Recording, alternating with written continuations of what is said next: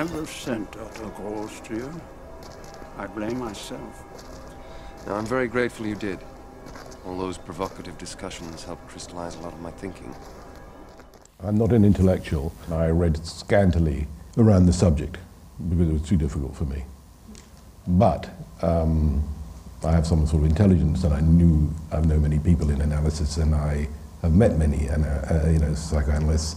I have to admit that I gave all the crew Idiot's Guide to Freud and Idiot's Guide to Jung, and I read them myself. Part of being a film producer is working with people and accepting things that you don't know. And so I had Christopher Hampton and David Cronenberg and other academics who knew more than I.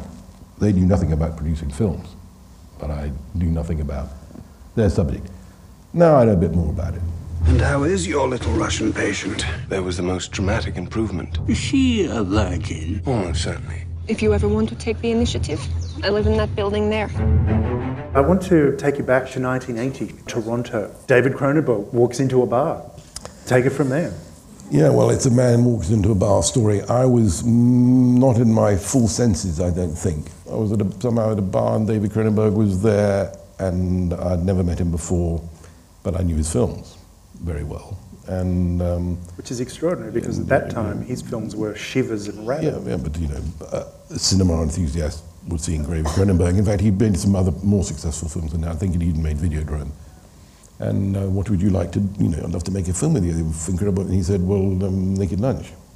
And so it was like a moment of realization, it was a flash of lightning, because it's an unfilmable book, but only one person in the world could make that film, but him. And so, of course, I knew his work well, and you could make that film. So I went to Lawrence, Kansas, where Burroughs lived, and I got the rights to the book for $1,500 a year, and 5 years later, Cronenberg delivered a script. But then when he made that, he said, have you read Crash? I said, yeah, I love that book. Okay, I want to make that again. You're the only person who can make Crash, you. And so he's a very unusual filmmaker, David Cronenberg.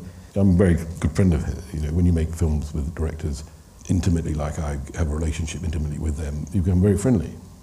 And then Dangerous Method came. I've got this project, I want to make it in Europe.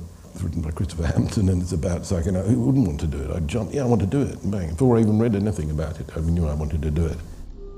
I wonder if you're aware of the fact that our conversation has so far lasted 13 hours.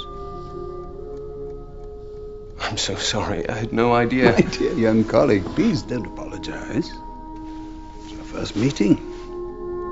We had a great deal to say to one another.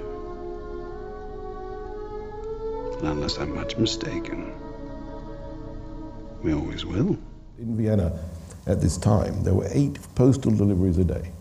You could write a letter, and you could have 8 conversations with somebody by mail.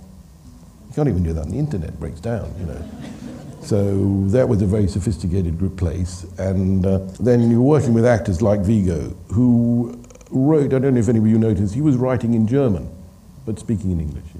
That was intentional, of course. He learned to write that act. If you look at Freud's writing and you look at Viggo writing that was Viggo's handwriting, that's identical. So, actors get so involved in that. And David encouraged that, and he wanted that film to have the simplicity of shooting, so all that stuff, richness, could come through in the film. Well, I hope it came through,